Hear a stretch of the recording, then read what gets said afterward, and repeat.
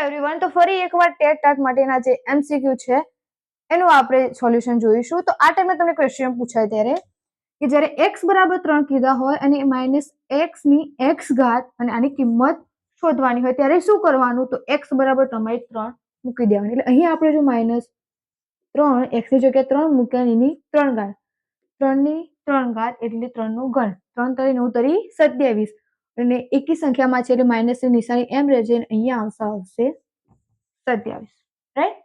તેવી જ રીતે વાત કરીએ કે 1/3 છે જે સંખ્યા આપી છે એને વ્યસ્ત સંખ્યા કરવાની.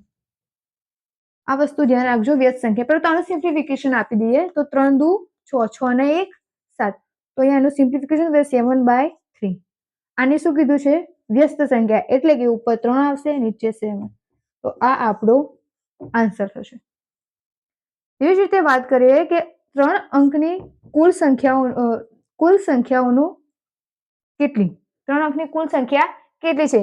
જ્યારે આ ટાઈપનો ક્વેશ્ચન પૂછાય ત્યારે 3 અંકની સૌથી મોટી સંખ્યામાંથી 3 અંકની સૌથી નાની સંખ્યા બાદ કરી એમાં +1 એડ કરવાનું. એટલે અહીંયા તમે જોજો, 3 અંકની સૌથી મોટી સંખ્યા કરી તો 9,999, એટલે 999, અને 3 અંકની સૌથી નાની સંખ્યા કઈ? -100. એમાં શું કરવાનું? +1.